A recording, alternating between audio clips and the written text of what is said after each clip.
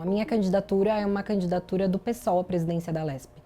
Demarcar isso para a gente é muito importante, porque eu sou a única candidata de oposição aqui na Assembleia Legislativa à atual candidatura do André do Prado, que é um presidente que vai se reeleger pela primeira vez. Então, nós tivemos, na verdade, um movimento duplo. O primeiro foi a aprovação aqui na Casa da possibilidade de reeleição da mesa diretora e depois, o que vai acontecer agora no próximo mês, em março, a reeleição, possível reeleição do André do Prado à presidência da Casa. Por que o PSOL resolveu tomar essa atitude? Em primeiro lugar, porque para a gente é importante dizer politicamente que nós não queremos uma Assembleia Legislativa completamente alinhada ao governo do Estado. Em que sentido isso acontece aqui?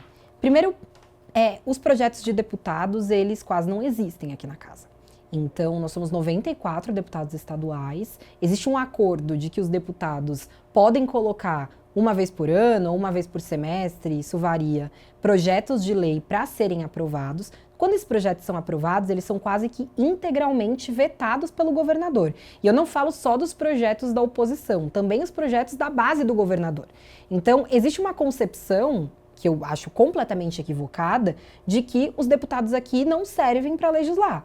Eles servem para chancelar os projetos do governo do Estado. Então, acho que esse é, no momento, o maior imbróglio da Assembleia Legislativa. É uma casa legislativa que serve só para chancelar todas as políticas que o governador quer passar. A gente sabe quais são essas políticas. Então, nós tivemos votações ao longo dessa legislatura que foram muito ruins para o povo de São Paulo. Falo a primeira delas, e era o carro-chefe já desde a campanha do governador, que é a votação da privatização da Sabesp. A votação da privatização da Sabesp passou aqui na casa, literalmente, sob bomba de gás. Então, deputados, eu estava grávida de 8 meses na época, deputados idosos como Alessi Brandão, como Eduardo Suplicy, além de mim, foram expostos à bomba de gás dentro do plenário, uma repressão violenta dos movimentos sociais, gente presa, enfim, um horror o que aconteceu. Os deputados da oposição se ausentaram do plenário e mesmo assim o presidente da casa colocou para votar o projeto, fez a vontade do governador e mesmo debaixo de bomba aprovou a privatização da Sabesp.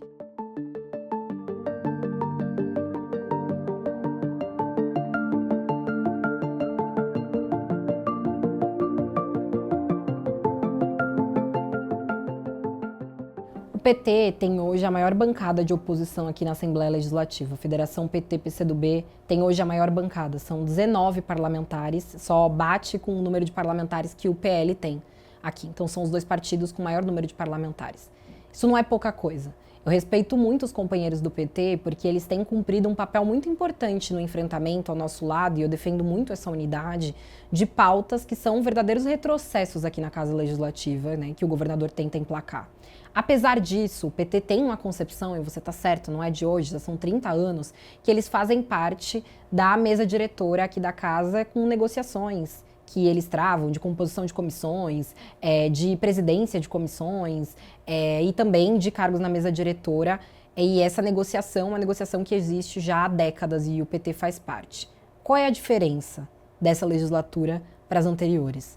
Nós estamos em um governo que é abertamente aliado do governo Bolsonaro, do antigo governo Bolsonaro. O Tarcísio pode ser um sucessor do Bolsonaro na presidência diante da inelegibilidade.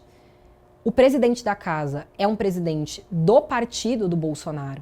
Também defende o Bolsonaro publicamente, inclusive agora, recentemente, quando o Bolsonaro foi denunciado pela PGR, o presidente da casa saiu em defesa do Bolsonaro, assim como o Tarcísio fez, enfim. Tarcísio até comemorou a vitória do Trump e a posse do Trump nos Estados Unidos. Então, não é que a gente está falando de um cenário político de uma direita tradicional que ocupa a presidência da casa. Também não é que a gente está falando do caso em que o governo do estado está na mão da direita tradicional. Nós estamos falando de uma intensa polarização entre extrema-direita e quem defende a democracia no Brasil. Eu não falo nem de extrema-direita e de esquerda. Então, a minha opinião é que nesse momento seria muito importante que os companheiros do PT na verdade, não fizessem parte desse acordo. Eu não acho que é porque eles fazem parte desse acordo que eles vão deixar de defender pautas importantes aqui na casa de oposição como devem fazer. Eles fazem oposição, são muito importantes na oposição e nós atuamos em muita unidade com eles aqui dentro em pautas fundamentais. Mas eu acho que nesse aspecto os companheiros deputados do PT erram.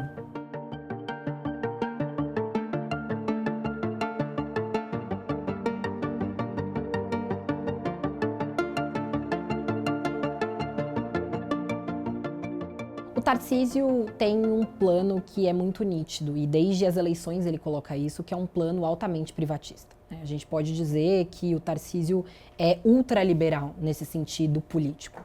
Não à toa, como eu disse, um dos principais e primeiros projetos que ele colocou para votar aqui nessa casa, quando ele ainda estava testando o termômetro do seu governo, no primeiro ano de governo, foi a privatização da Sabesp, que foi aprovado. Diversos leilões estão sendo feitos, seja de privatização de setores do transporte público, então do metrô, da CPTM, mas também das escolas públicas, que eu acho que é a grande novidade política desse momento. Então a privatização da construção e da gestão de escolas públicas no estado de São Paulo, isso é algo que nos preocupa muito, né? Isso aliado ao projeto das escolas cívico-militares é um projeto de mais destruição ainda da escola pública no estado de São Paulo. Mas a gente também tem outros projetos de PPP, de parceria público-privada, de privatização, que estão sendo implementados aos poucos pelo governo do estado de São Paulo. O redesenho do centro de São Paulo, a implementação da nova sede administrativa do governo do estado, também tem a ver com isso. Então existe todo um projeto para o centro de São Paulo, que na minha visão é combinado entre o governo do estado de São Paulo e a prefeitura de São Paulo para tentar pintar uma ideia de uma cidade que não existe, que é uma cidade sem miséria, que é uma cidade sem pobreza, que é uma cidade que tem equipamentos de assistência de saúde sendo fechados. Então, na minha opinião, o governador tem um plano nítido, que é um plano de poder terceirizar ou privatizar todos os serviços públicos que ele puder no estado de São Paulo. E o que eu acho que é mais cruel disso? A gente vota aqui na casa o orçamento todos os anos.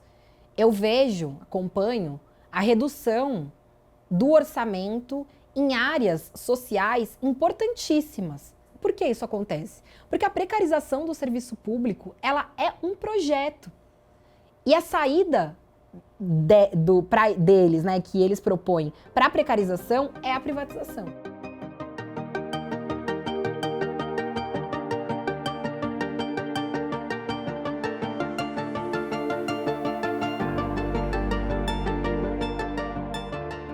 Eu fiquei muito impressionada no dia que o menino Rian foi assassinado em Santos.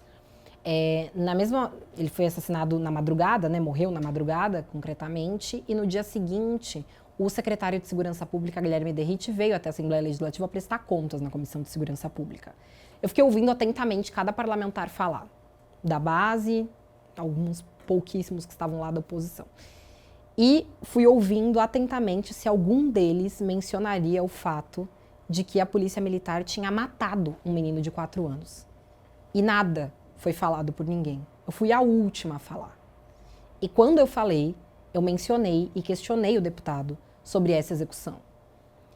E isso causou no fã-clube do secretário um alvoroço imenso. Porque ninguém esperava que o secretário de Segurança Pública fosse questionado na Comissão de Segurança Pública sobre um tema que é tão simples, que é a execução de um menino de 4 anos. E por que eu trago esse exemplo? Porque, infelizmente, parece que as mortes cometidas por policiais estão sendo tratadas com muita naturalidade nessa Casa Legislativa. Hoje, um dos buracos mais profundos que nós temos no estado de São Paulo é a política de segurança pública, eu não tenho dúvida disso.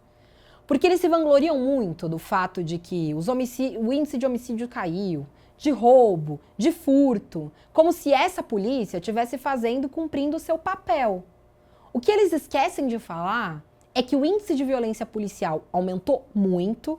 E quando eu falo do índice de violência policial, veja bem, eu não tô falando como eles tentam dizer, a polícia tá matando bandido, que é uma ideia com a qual eu nem concordo, mas eu não tô falando sobre isso. Porque os casos da Operação Verão, da Operação Escudo e Operação Verão, mostram que muitas pessoas foram assassinadas que não imprimiam nenhum tipo de risco à polícia, que não compraram o enfrentamento com a polícia. A gente fala de um menino de 4 anos, a gente fala de mulher que foi assassinada tentando defender o irmão. Enfim, são tantos casos, idosos, estudantes de medicina, um menino executado no Osho. São tantos e tantos casos emblemáticos, pessoa jogada da ponte, enfim, são tantos casos emblemáticos que não dá mais para comprar esse discurso deles de que a polícia está matando bandido e está fazendo o seu trabalho. Não é verdade. Então, o índice de violência policial, de resistência seguida de morte por intervenção policial e como se chama no boletim de ocorrência, aumentou muito, ao mesmo tempo em que crimes que deveriam ser uma preocupação do governo do estado e não são, também têm aumentado, como é o caso dos estupros e dos feminicídios. A Secretaria da Mulher, no estado de São Paulo, é uma piada. Ela não tem orçamento. Na prática, ela não tem secretária. E ela não cumpre seu papel, ela não faz o seu trabalho. Então, sim, infelizmente, esse é um grande tema. Eu acho que a educação, seja pela privatização, seja pelo projeto político-ideológico implementado a partir das escolas cívico-militares, é também um grande tema, assim como a redução do orçamento. E eu colocaria um outro tema, né, que é o tema das privatizações. Eu acho que o que a gente vai ver também, já está vendo com o transporte público, mas também deve ver em outros cenários, é algo, com os parques, enfim, outros cenários, é algo preocupante. Então eu colocaria esses 3 temas como os principais temas de enfrentamento com o governo nesse momento.